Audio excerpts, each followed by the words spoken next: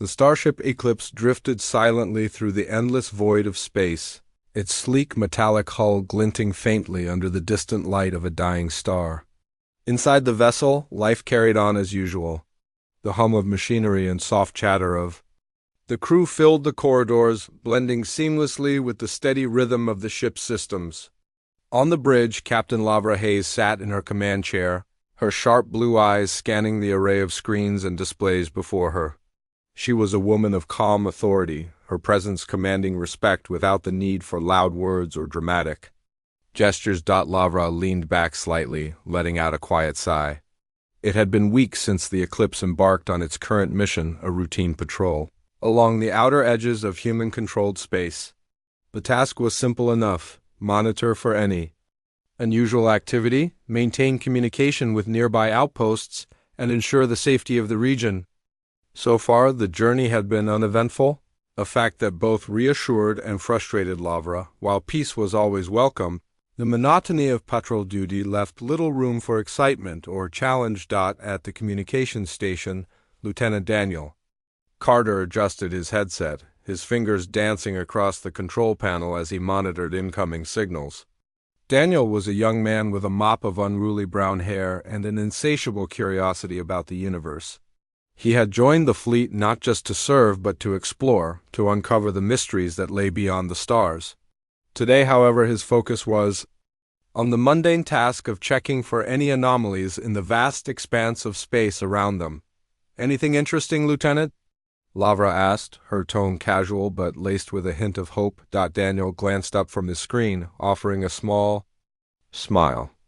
"Not yet, Captain. Just the usual background noise. But I'll let you know if anything pops up." Lavra nodded, turning her attention to the main view screen at the front of the bridge. The screen displayed a swirling mass of stars and nebulae, their colors shifting like an artist's palette. It was beautiful, but after so many days of staring at it, even the most breathtaking view could start to feel ordinary. Minutes passed in silence, broken only by the occasional beep of a console or the murmur of voices from other stations. Then, suddenly, a sharp alarm blared through the bridge, startling everyone. Heads snapped up, and hands flew to controls as the crew sprang into action. "What's going on?"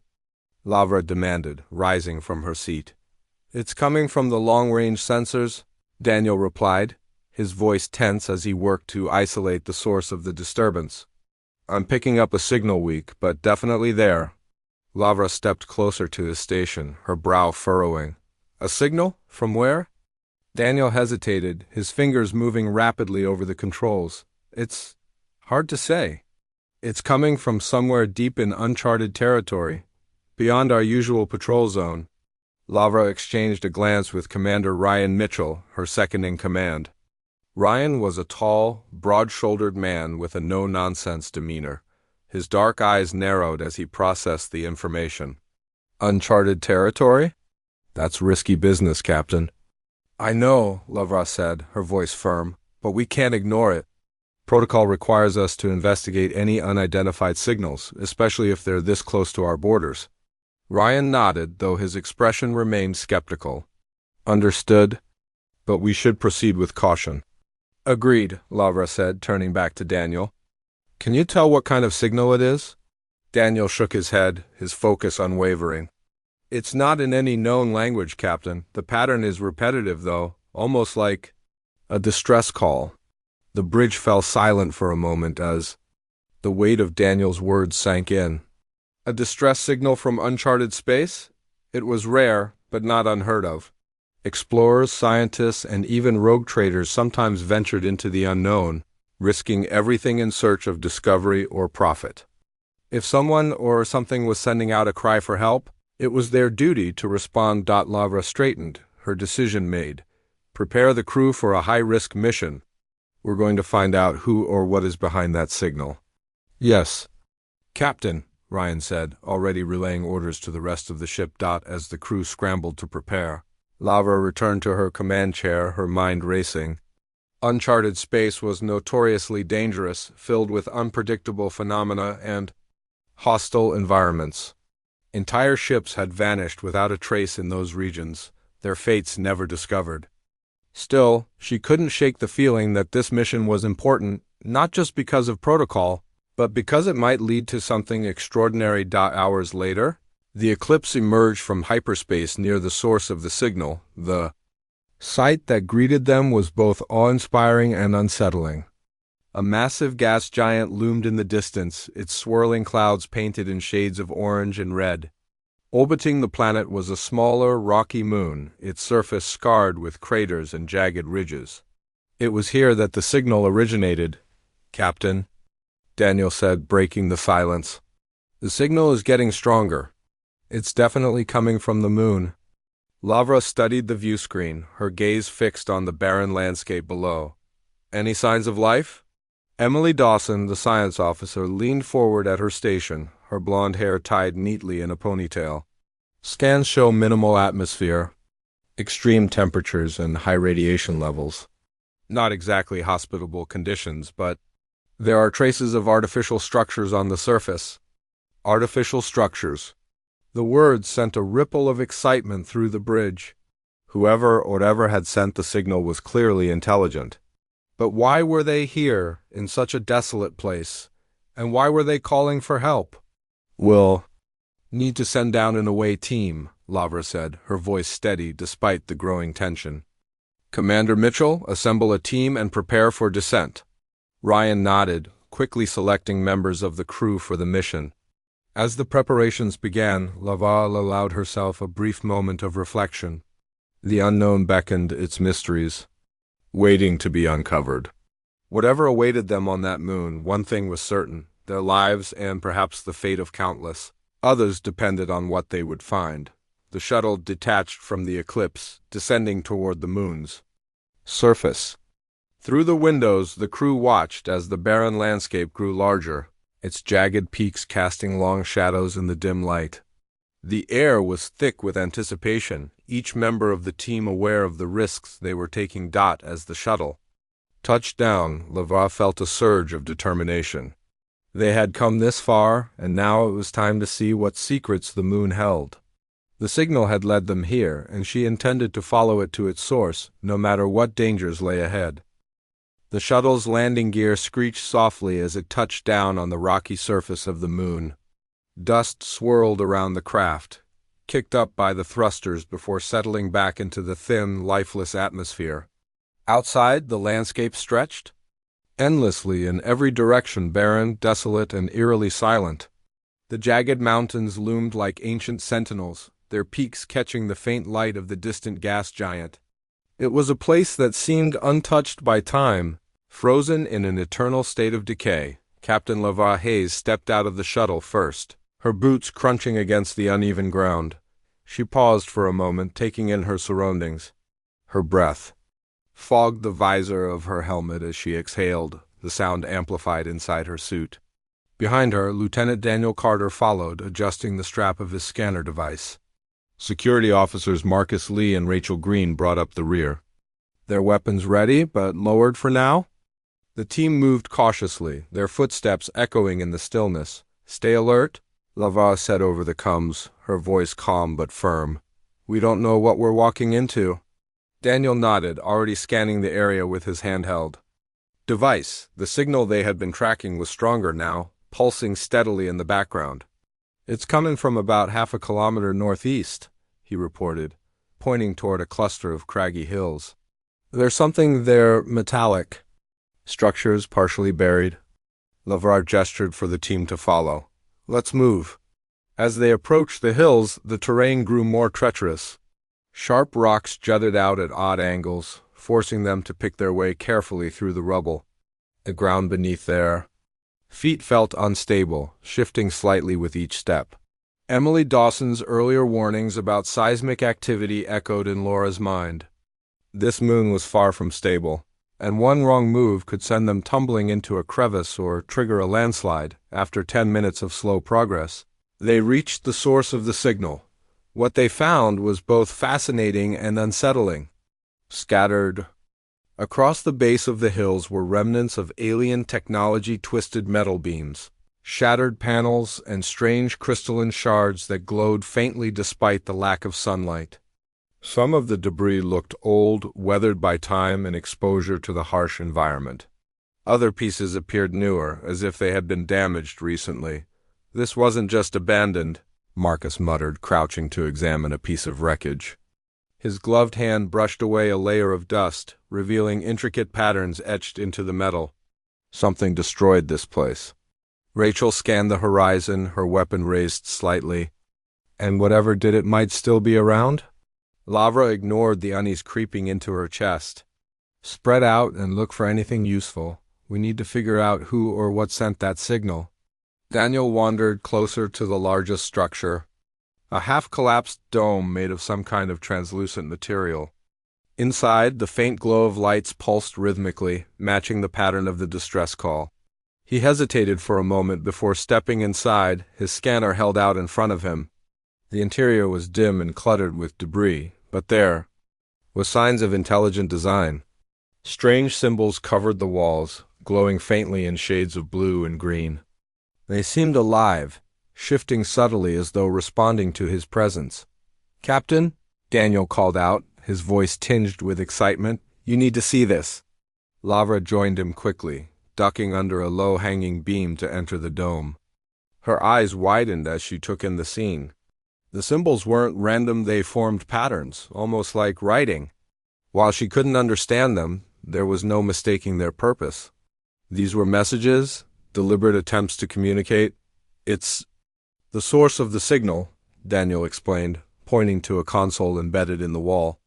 The device was cracked and sparking, but it was still operational. Whoever built this must have activated the distress beacon before whatever happened here. Before Lavra could respond, the ground beneath them trembled violently. Everyone froze, gripping nearby supports to steady themselves.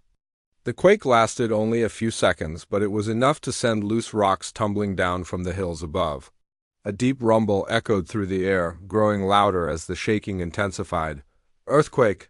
Marcus shouted, bracing himself against. "The wall! Everyone out!" Lavra ordered, her voice cutting through the chaos. "Now!" The team scrambled toward the exit, dodging falling debris as the dome shuddered around them. Just as they reached the opening, a massive chunk of the ceiling collapsed, narrowly missing Daniel as he stumbled outside. He fell to his knees, breathing heavily as the others gathered around him. "Are you okay?" Lavra asked, helping him to his feet. "I'm fine," Daniel replied, though his face was pale. That was too close. The quake subsided as suddenly as it had begun, leaving the group standing in stunned silence. The moon's surface was littered with fresh rubble, and a thick cloud of dust hung in the air. Lavra turned her gaze back toward the dome, which now lay in ruins. Whatever information they might have found inside was lost. "We can't stay here," Rachel said, her tone urgent. "If another quake hits, we're not going to get lucky twice." Lavra nodded reluctantly. "Agreed. Let's regroup and decide our next move." As they made their way back toward the shuttle, Daniel kept glancing over his shoulder at the wreckage. Despite the danger, he couldn't shake the feeling that they were missing something important. The symbols, the beacon, the destruction, it all pointed to a story waiting to be uncovered. But for now, survival came first. Back at the shuttle, the team huddled together, discussing their options. The signal had led them to this place, but its meaning remained unclear. Whoever had built the outpost was gone, their fate unknown. Yet, the beacon continued to pulse, a desperate plea for help that hadn't yet been answered. "We should widen our search," Daniel suggested. "There might be survivors nearby." Marcus frowned. "Or whoever or whatever destroyed that outpost could still be around. We need to be careful." Lavra weighed their options carefully. The mission parameters were clear: investigate the signal and determine its origin. But staying on this moon was becoming increasingly dangerous. Still, she couldn't ignore the possibility that someone or something needed their help. "All right," she said finally. "We'll expand our search, but we stick together. No splitting up. If we find survivors, we bring them back to the shuttle immediately. Understood?" The team nodded in agreement, though tension lingered in the air. None of them knew what awaited them beyond the hills, but they were determined to find out as they set off once more. The weight of their situation settled heavily on their shoulders. The moon was a graveyard, its secrets buried beneath layers of rock and time. But somewhere out there, amidst the ruins and the silence, answers waited. And perhaps hidden among them was hope for those who had sent the signal, and for the crew of the Eclipse itself. Hours passed as they explored the surrounding area, uncovering more fragments of alien technology and piecing together clues about the outpost's creators. Each discovery brought them closer to understanding the mystery, but also deeper into the unknown. The moon's hostile environment tested their resolve at every turn, from sudden quakes to toxic pockets of gas. Yet they pressed on, driven by duty and curiosity. Finally, as the sun, or rather the gas giant, began to dip below the horizon, casting long shadows across the landscape, they spotted movement in the distance. At first, it was nothing more than a flicker, a shadow darting between rocks. But then, unmistakably, a figure emerged from the darkness. It was small, barely taller than a child, with slender limbs and a body covered in shimmering scales. Its large, luminous eyes reflected the dim light, and its movements were cautious, almost hesitant. It didn't run when it saw them. Instead, it stopped, tilting its head as if studying them. "Is that one of them?" Rachel whispered, lowering her weapon slightly. Lavra raised a hand, signaling for the team to stay still. Slowly, she took a step forward, keeping her movements deliberate and non-threatening. "We're not here to hurt you," she said softly. Though she doubted the creature understood her words, the alien hesitated, then let out a series of chirps and clicks, its body language shifting as it gestured toward the ruins behind them. It seemed afraid, yet determined to communicate. Daniel's eyes lit up. "It's trying to tell us something." Lavra glanced at the team, then back at the alien. Whatever it wanted, it was clear they had found part of the answer they'd been searching for. Now, the real challenge began, bridging the gap between two vastly different species, and uncovering the truth behind the SOS that had brought them here. The alien stood motionless for a moment, its luminous eyes fixed on Lavra. The air was thick with tension as the crew waited to see what it would do next. Then, with a sudden burst of energy, the creature darted forward, stopping just a few feet away from them. It let out another series of chirps and clicks, its body swaying slightly as if trying to emphasize its message. Lavra raised her hand slowly, palms open in a gesture of peace. "We're not here to hurt you," she repeated, her voice calm and steady. She didn't know if the alien understood, but she hoped her tone conveyed reassurance. The creature seemed to relax slightly, though its movements remained cautious. It gestured toward the ruins behind them again, then pointed in the opposite direction, toward a distant cluster of jagged rocks. Daniel stepped closer, his scanner humming softly as he tried to analyze the sounds the alien was making. "It's some kind of language," he said, excitement creeping into his voice. "I think it's trying to lead us somewhere." Lavra hesitated. Following an unknown alien into unfamiliar territory was risky, especially on a moon as dangerous as this. But they had come here to investigate, and this was their first real opportunity to learn more about the distress signal. She turned to Marcus and Rachel. "Stay alert. If anything seems off, we retreat immediately." The team nodded, their weapons ready but not raised. With a final glance at the alien, Lavra motioned for it to lead the way. The creature chirped once more, then turned and began moving quickly across the rocky terrain. The crew followed, keeping a safe distance while staying close enough to avoid losing sight of it. As they walked, Daniel continued scanning the aliens. Movements and vocalizations, feeding data into his device. "It's fascinating," he murmured. "Their communication is based on patterns like music almost. I can't translate it yet, but I'm picking up emotions, fear, urgency. Maybe even hope." Lavra glanced at him briefly before focusing back on the path ahead. The alien moved with surprising speed, weaving through the jagged landscape with ease. Its scaled body shimmered faintly in the dim light, blending almost seamlessly with the surroundings. Despite its small size, there was something oddly graceful about it.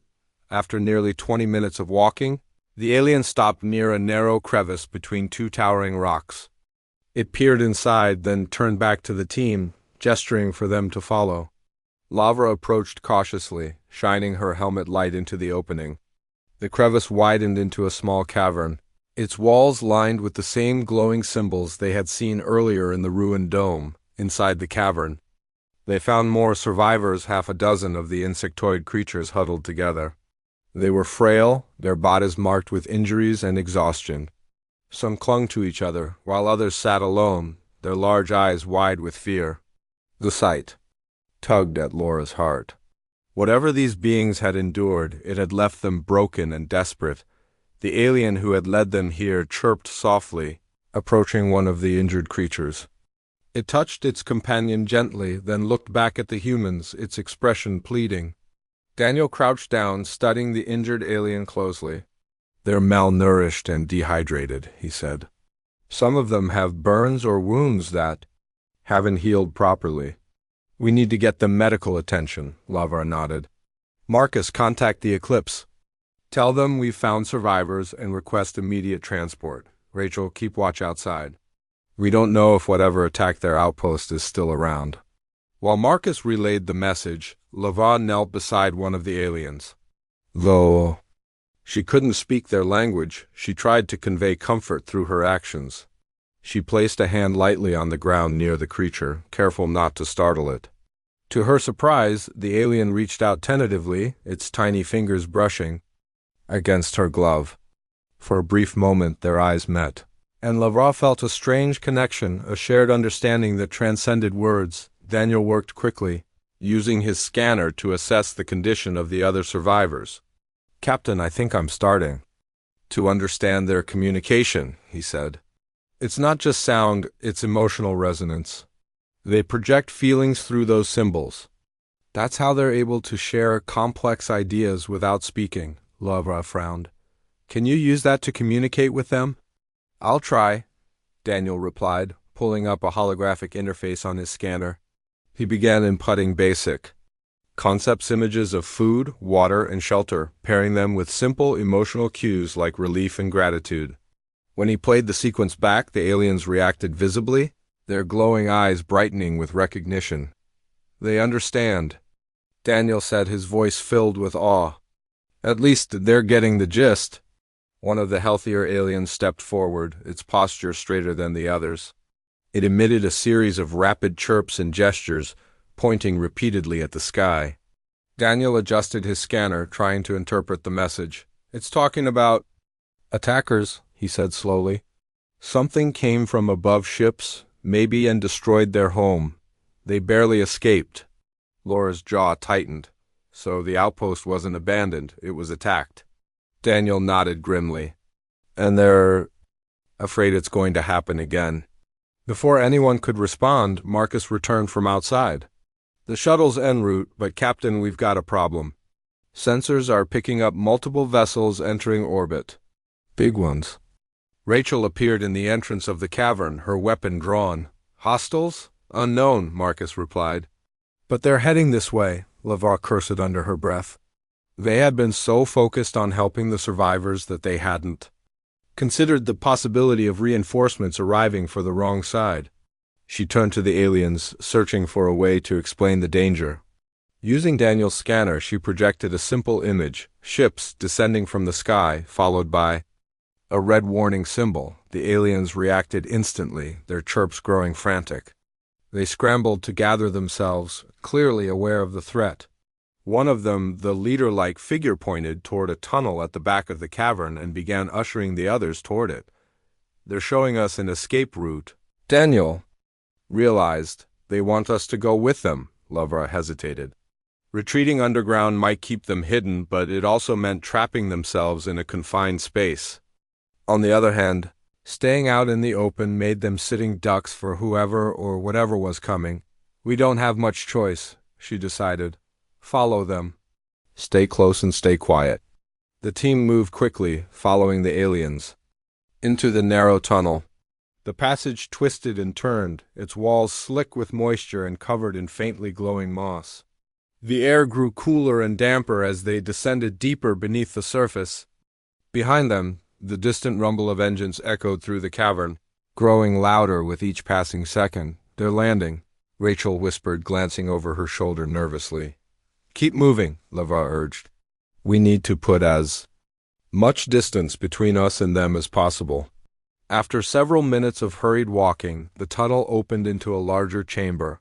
The aliens spread out, settling against the walls to rest. They looked exhausted, their frail bodies trembling with exertion. Lavra signaled for her team to take positions near the entrances. Keeping watch for any signs of pursuit, Daniel crouched beside the leader alien, attempting to piece together more information. Can you tell me who attacked you? He asked. Aloud, projecting images of different ship designs onto his scanner, the alien studied the projections carefully, then pointed to a sleek, angular vessel with menacing spines along its hull. Daniel recognized it immediately. Vernax, he muttered. This just got a lot worse. The Vernax? Lavra asked sharply. Are you sure? Daniel nodded. Yeah, they're ruthless scavengers, merciless when it comes to wiping out competition. If they're here, it means they're after something valuable or someone. Lavra clenched her fists, frustration bubbling inside her. The Vernags were notorious for their brutality, attacking without mercy and leaving nothing but destruction in their wake. Facing them head-on with such limited resources was suicide. But abandoning the survivors wasn't an option either. We need a plan, she said, her voice low but firm. We can't fight them directly, but maybe we can outsmart them. Ryan. Mitchell's voice crackled over the comms. Captain, we've located your position. What's your status? Lavra activated her headset. Commander, we've found survivors, but the situation is critical. The Vernax are here, and they're hunting these creatures. We need extraction, but quietly. Can you mask the shuttle's approach? There was a pause before Ryan responded. I'll do my best, but it won't be easy. Their sensors are advanced. You'll have to create a diversion. A diversion, Lavra repeated, considering the idea. It was risky, but it might buy them enough time to get everyone to safety. She turned to Daniel. How well do you think you can communicate with them now? Well enough to give basic instructions, Daniel replied. Why? We're going to split up, Lavra explained. You and Marcus will escort the survivors to the shuttle. Rachel and I will draw the Vernax away from your position. Daniel's eyes widened. That's insane. You'll be outnumbered. And if we don't, none of us will make it out alive, Lavra countered. Her tone left no room for argument. Stick to the tunnels. Use their natural camouflage to stay hidden. Once you reach the shuttle, take off immediately and rendezvous with the Eclipse. Understood? Reluctantly, Daniel nodded. Understood. The group moved quickly, splitting into two teams. As Daniel and Marcus guided TH, the shuttle docked smoothly with the Eclipse, its engines humming softly as the ramp lowered. Lavra and Rachel stepped off first, their faces streaked with dirt and their uniforms torn from the chaos of the mission. Behind them, Daniel and Marcus guided the alien survivors onto the ship, their movements careful but hurried. The creatures looked even more fragile under the bright lights of the cargo bay, their shimmering scales dulled by exhaustion and fear. Captain Hayes wasted no time. Get them to the medical bay, she ordered, gesturing to a team of medics who had already assembled. And make sure they're comfortable. These beings have been through enough. As the aliens were escorted away, Lavra turned her attention to the rest of the crew. Her face was calm, but her eyes betrayed the tension simmering beneath the surface. The Vernax were still out there, and they wouldn't stop until they found what or who they were looking for. Every second counted. Commander Mitchell, Lavra said, addressing Ryan, who stood nearby with his arms crossed. I need an update. What's the status of the Vernax fleet? Ryan nodded, stepping closer. They're still in orbit around the moon, Captain. Scans show at least 6 ships, 3 cruisers, and 3 smaller attack vessels. Their weapons are online, and they've started scanning the surface? It's only a matter of time before they track us, Lavra frowned. 6 ships against 1 wasn't. Great odds, especially since the Eclipse wasn't built for heavy combat. But retreat wasn't an option, not yet. They had survivors to protect, and abandoning them now would undo everything they'd fought so hard to achieve. We'll need to buy ourselves some time, she said, thinking aloud. Chief Engineer Rivera, how are our defenses holding up? Alex Rivera, the ship's chief engineer, approached quickly, his dark hair disheveled and his hands smudged with grease. We're running at full capacity, Captain, but we're not exactly equipped for a fight like this. I can boost the shields temporarily, but if they hit us hard, we won't last long. Lavra nodded, absorbing the information. Do what you can. And prep the weapon systems. I want everything ready to fire on my command. Yes, ma'am, Alex replied. Already heading toward the engineering station. Lavra turned to Emily Dawson, the science officer, who stood quietly nearby, her expression thoughtful. Emily, any ideas? Anything about this moon we can use to our advantage? Emily hesitated before speaking, choosing her words carefully. The seismic activity we've been monitoring, it's unstable. If we could trigger controlled tremors or even a localized collapse, it might disrupt their scans and give us a window to escape. Laura's eyes narrowed. Triggering earthquakes wasn't something she took lightly, but desperate times called for desperate measures. Can we do it without causing too much damage to the moon itself? It's risky, Emily admitted. But if we target specific fault lines near their ship's positions, we might be able to shake them loose without destabilizing the entire area. It'll take precise timing, though. Lavra glanced at Ryan, who gave a slight nod of approval. All right, she said decisively. Here's the plan. Daniel, stay with the survivors. Keep working on communication. They may hold the key to understanding why the Vernacs are after them. Marcus and Rachel, suit up and prepare to assist with the ground charges. We'll plant explosives along the fault lines to create those tremors Emily mentioned. Commander Mitchell, you'll coordinate from the bridge while I lead the operation. The crew sprang into action, each member moving with purpose. Lavra grabbed her helmet and joined Marcus and Rachel at the shuttle bay, where preparations for the mission were already underway. The plan was simple but dangerous. Land back on the moon's surface. Plant the charges at strategic points and get out before the tremors began. Timing would be crucial if they delayed even a second too long. They risked being caught in the destruction themselves. As the shuttle descended once more toward the moon, Lavra felt a mix of determination and unease. They had faced overwhelming odds before, but this was different. The Vernacs weren't just scavengers, they were hunters, relentless and ruthless.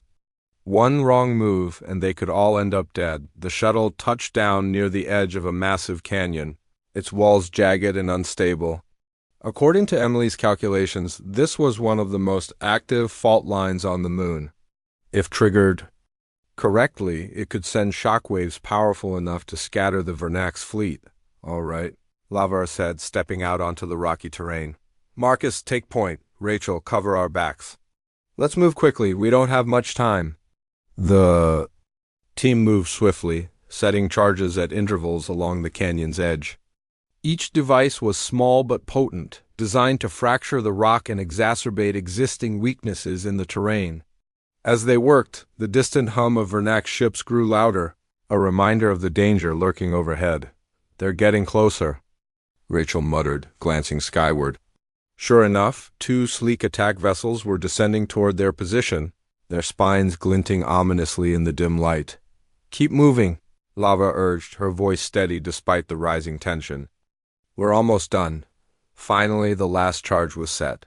Lavra activated the timer on her wrist console, counting down from 5 minutes. Let's go, she shouted, turning back toward the shuttle, but as they ran, the ground beneath them began to tremble.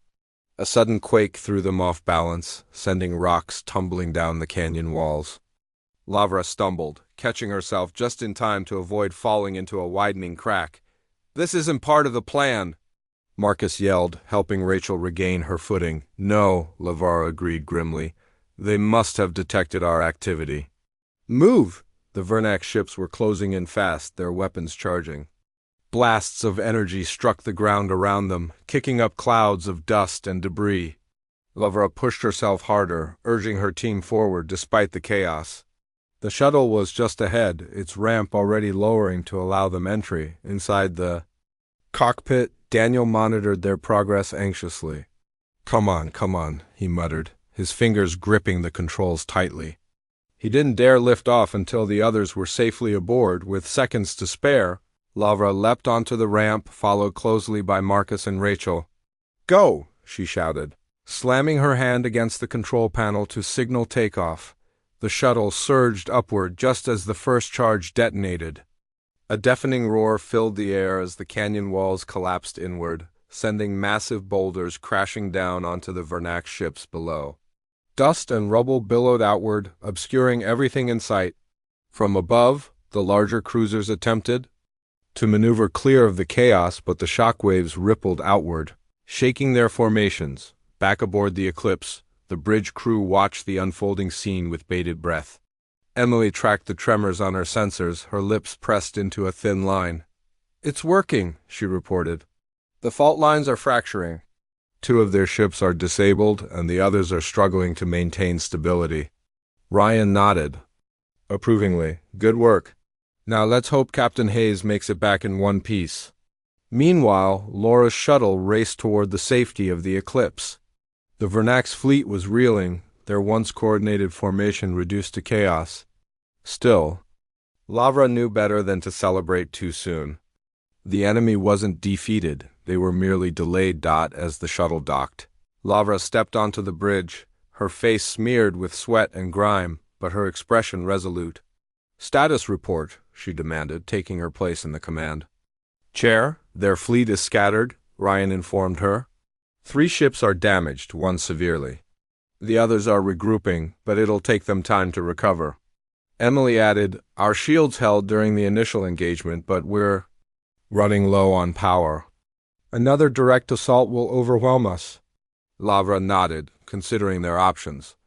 "Then we don't give them another chance." "Chief Rivera, divert all available power to the engines. We're leaving this system now." "Aye, Captain," Alex replied, already relaying orders to his team on the view screen. The Vernax cruisers began to retreat, their movements sluggish as they limped out of range. Whether they realized it or not, the Eclipse had won this round, but Lavra knew it wasn't over. The Vernax wouldn't forget this encounter, and they certainly wouldn't forgive it. As the Eclipse entered hyperspace, Lavra allowed herself a moment of quiet reflection. The mission had been a success. They had saved the alien survivors and escaped with their lives. But the cost had been high, both in terms of resources and morale. The crew was exhausted, their nerves frayed from the constant threat of danger. Still, there was hope. In the medical bay, the aliens were beginning to recover, their injuries treated and their strength slowly returning. Daniel continued to work tirelessly on deciphering their language, piecing together fragments of their story. From what he had gathered so far, the insectoid beings called themselves the Kalitha peaceful species, driven to the brink of extinction by the Vornaxes. Relentless aggression, they're refugees, Daniel explained during a brief meeting on the bridge. Their homeworld was destroyed years ago, and they've been fleeing ever since.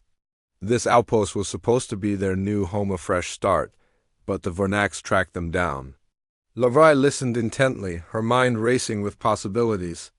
Why are the Vernax so determined to find them? What do they want? Daniel hesitated. I'm not sure yet. But whatever it is, it's important enough to justify wiping out an entire species. Lavra leaned back in her chair, her gaze distant. The implications were troubling.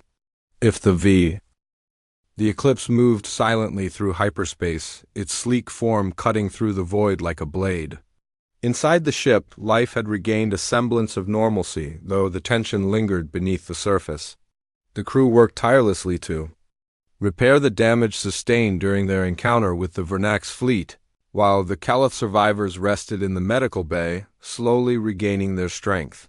For now, the immediate danger had passed, but everyone aboard knew it wouldn't last forever. Captain Lavra Hayes stood on the observation deck, gazing out at the swirling colors of hyperspace. Her mind was a whirlwind of thoughts, memories of the battle, concerns about the future, and questions about the Caliph. What secrets did they hold? Why were the Vernax so determined to hunt them down? And what role would her crew play in the growing conflict between these two species? Behind her, the doors hissed open, and Lieutenant Daniel Carter entered carrying a data tablet.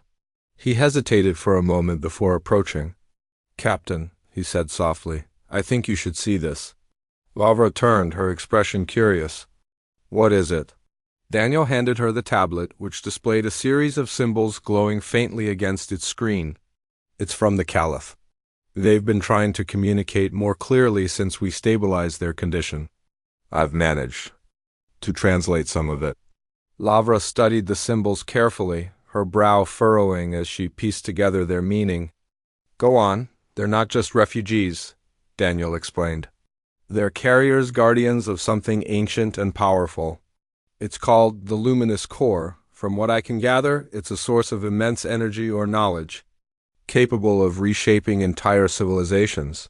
Laura's eyes widened slightly. And the Vernax want it? Exactly, Daniel confirmed. The Caliph have been protecting it for generations, but the Vernax discovered its existence somehow.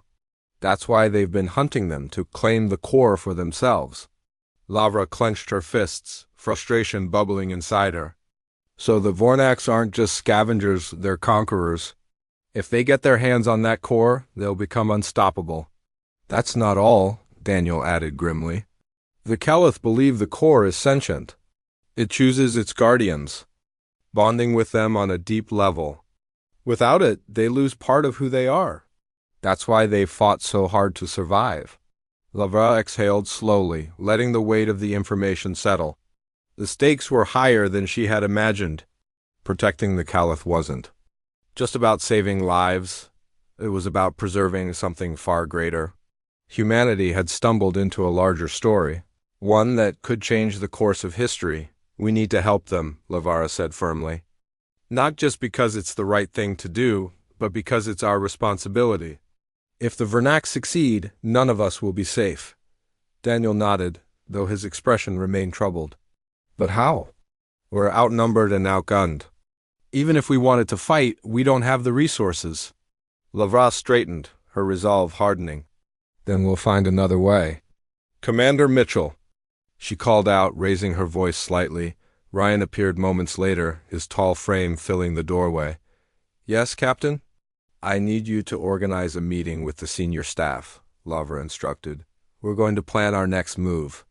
And bring Daniel, he's got critical intel. As Ryan left to carry out her orders, Lavra turned back to Daniel. In the meantime, keep working with the Caliph. Learn everything you can about the core and how it works. We might need their help sooner than we think. Yes, ma'am. Daniel replied, already heading toward the medical bay. Later that evening, the senior officers gathered in the briefing room. The atmosphere was tense, each member aware of the gravity of the situation. Lavra sat at the head of the table, her gaze sweeping over the group. Emily Dawson adjusted her glasses nervously, while Alex Rivera leaned forward, his arms crossed. Marcus Lee and Rachel Green exchanged uneasy glances, their expressions reflecting the fatigue of recent days. All right, Lavara began, her voice steady. Here's the situation. The Caliph are guardians of the Luminous Core, an ancient and powerful artifact sought by the Vernax. If the Vernax get their hands on it, the consequences could be catastrophic not just for the Caliph, but for everyone. She paused, allowing the information to sink in. Our mission is clear. Protect the Caliph and ensure the core doesn't fall into enemy hands. But we can't do it alone, so here's what we're going to do. Ryan took over, standing beside Lavra. First, we fortify the Eclipse. Chief Engineer Rivera has already begun upgrading our weapons and shields, but we'll need every available hand to speed up the process. Second, we establish a secure location for the Caliph. Their survival depends on keeping them hidden until we can figure out a long-term solution. Alex raised a hand. What about fuel? We burned through most of our reserves escaping the moon. If we don't refuel soon, we won't have enough power to sustain prolonged travel, Emily chimed in. There's a nearby nebula rich in hydrogen isotopes. We could harvest it for fuel, but it's risky, it's uncharted territory, and there's no guarantee we'll find anything useful. It's a risk we'll have to take, Lavra decided. Set a course for the nebula. While we're en route, Daniel and I will work with the Caliph to understand the core better. Maybe it holds answers we haven't considered yet. Marcus frowned. What about the Vernax? They'll come after us eventually. They will, Lavra acknowledged. Which is why we prepare for battle, but not in the way they expect. Emily, I want you to study the seismic activity we triggered on the moon. See if we can replicate it on a larger scale. If we can create natural obstacles, we might be able to slow them down when they catch up. Emily nodded thoughtfully. It'll take time, but it's possible. Good, Lavra said. And finally, we reach out for allies. The Vernacs aren't the only ones operating in this region. There are other species, other factions. Some may be willing to stand with us if we make the right offer, Rachel spoke up cautiously. Are we sure about that, Captain? Trusting strangers could put us in even more danger. It's a calculated risk, Lavra replied. But we're stronger together. If we can unite even a small coalition, we'll stand a better chance against the Vernacs. The meeting concluded with a sense of purpose. Each officer returned to their duties, knowing the road ahead would be difficult. Yet they also felt a spark of hope, a belief that, despite the odds, they could prevail over the next few days. The Eclipse made steady progress.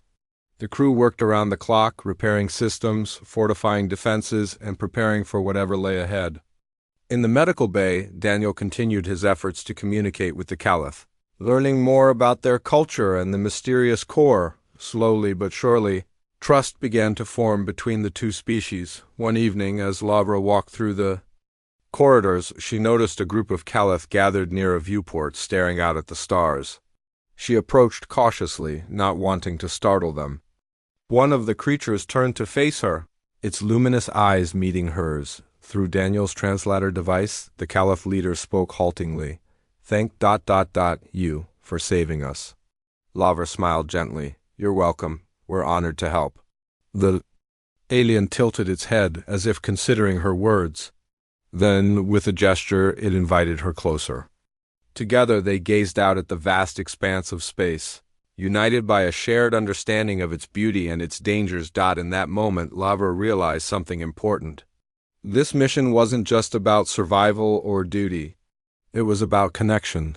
The bonds forged between beings from different worlds, united by a common goal. No matter what challenges awaited them, they would face them together. When the Eclipse finally reached the nebula, the crew set to work harvesting fuel, their spirits lifted by the promise of renewed strength. Meanwhile, Emily and her team analyzed data from the moon, devising plans to harness the environment as a weapon. And Daniel, with the Callous guidance, delved deeper into the mysteries of the luminous core, uncovering truth that could turn the tide of the coming battle. The ship prepared for its next leap into the unknown. Lavra stood once more on the observation deck, watching the stars blur past. The universe was vast and unpredictable, filled with wonders and dangers alike. But amidst the chaos, there was hope, a belief that, no matter how dark things seemed, light could still shine through. For now, the Eclipse carried that light, guiding its crew and their newfound allies toward a brighter future. Whatever lay ahead, they would face it with courage, determination, and the unwavering belief that even in the face of overwhelming odds, humanity and those who stood with them could triumph. And so, the journey continued, one step closer to victory, one heartbeat closer to peace.